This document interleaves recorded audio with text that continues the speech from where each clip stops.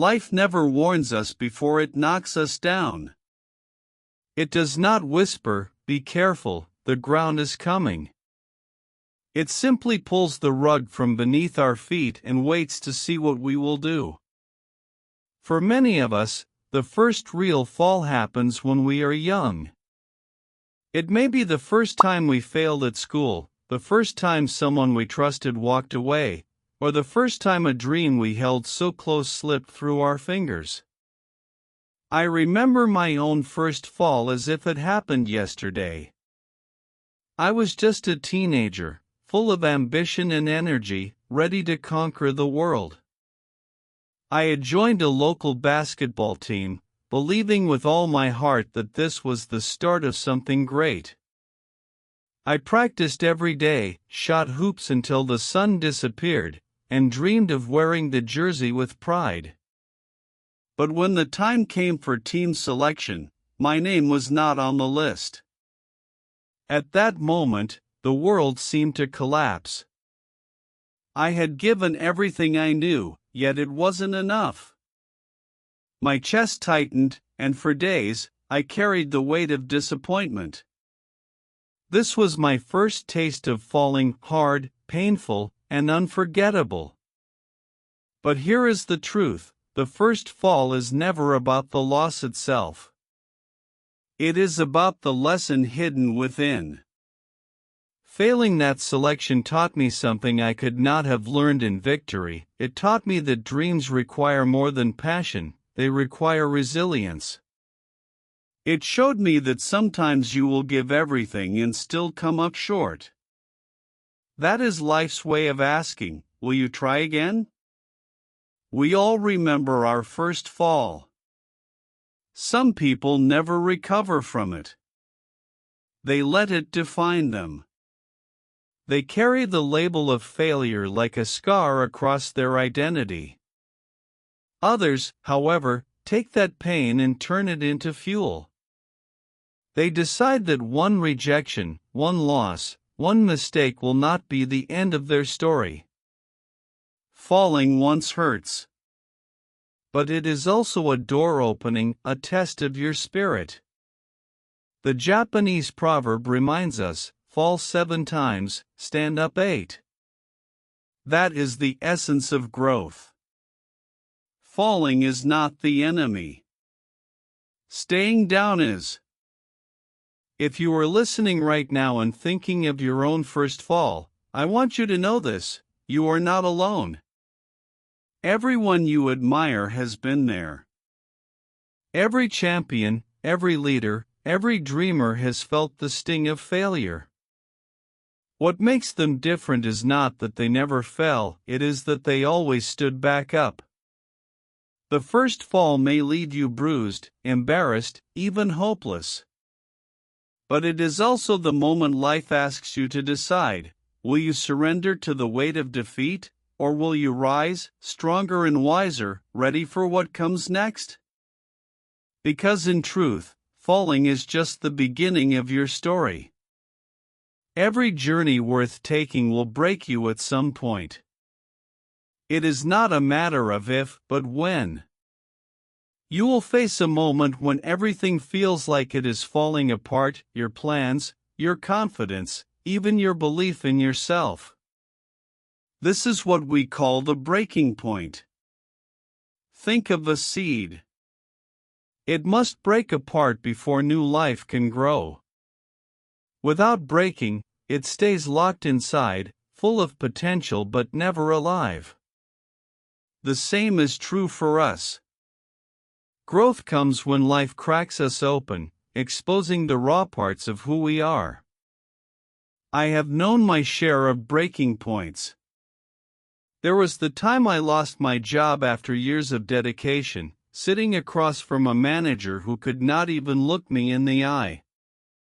There was the time a relationship I thought would last forever ended in silence, leaving me with nothing but questions. And there was the time my health faltered, forcing me to slow down when all I wanted was to push forward. In each of those moments, I thought it was the end. I thought the ground beneath me had collapsed for good. But what I didn't realize then is that breaking is not destruction, it is transformation. At the breaking point, we face a choice. We can crumble and let life bury us under the weight of despair, or we can use the crack to let light in. Sometimes, pain is simply the universe's way of clearing the path for something new. Losing the job opened the door to opportunities one never imagined. That broken relationship taught me what love should and shouldn't be. And those health struggles reminded me that strength is not about how much you can do, but about how deeply you can value the days you are given. The breaking point is terrifying. It strips away your illusions. It leaves you exposed. But it also reveals your core, the part of you that refuses to quit. And when you rise from that place, you discover something powerful. You are stronger than you believed, braver than you imagined, and more resilient than you thought possible. Remember this: strength does not come from never falling. It comes from falling, breaking, and rising again. Your scars are not symbols of weakness. They are proof of survival. They are the medals you earned in the quiet battles no one else saw. The breaking point may feel like death to the life you once knew. But it is also the birthplace of the life you were meant to live. Pain by itself can feel meaningless. It weighs us down, eats at our spirit, and convinces us that life is unfair. But pain transforms the moment we give it purpose. Ask yourself, why did I suffer? What can I learn from this? How can this struggle make me stronger or even help others? A young man who failed in business may later guide others to avoid the mistakes he once made. A mother who lost her way may become the mentor for daughters and sons learning to rise.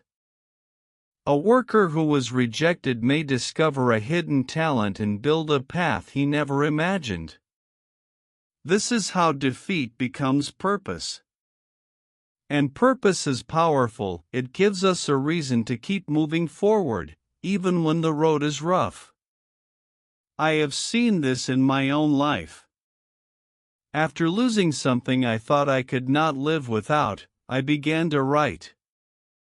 At first, it was only to release the pain, to give shape to feelings I could not speak aloud. But slowly, those words found their way to others. They wrote back, saying my story gave them courage, that my scars mirrored their own.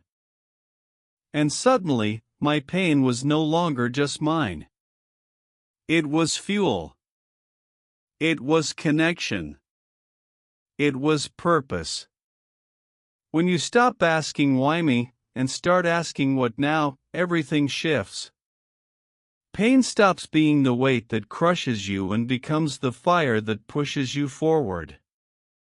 This is also why stories matter. We all live with scars, but when we share them, they become maps for someone else. They say, here is where I fell. Here is how I got back up. And here is how you can, too.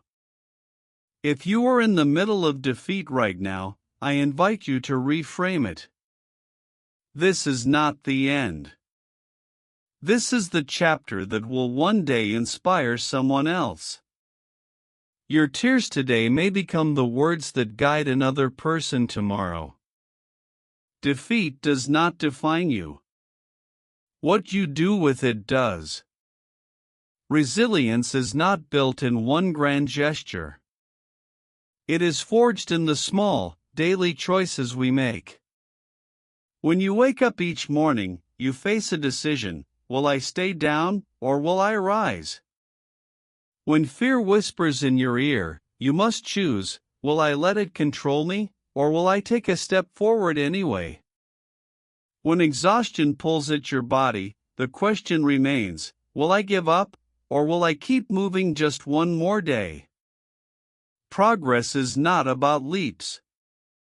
It is about steps. Drinking water when you want to give up. Going for a walk when the world feels heavy. Writing down one thought in a journal when your mind is clouded. Calling a friend instead of drowning in silence. Each of these actions is a seed planted in your future. Over time, those seeds grow into strength, clarity, and confidence. Too often, we wait for motivation, as if it will arrive like lightning from the sky. But motivation rarely comes first. Action comes first. And from action, motivation grows. So, build small habits that remind you of your strength. Stand tall, even when your shoulders want to collapse. Speak words of encouragement, even when doubt fills your mind.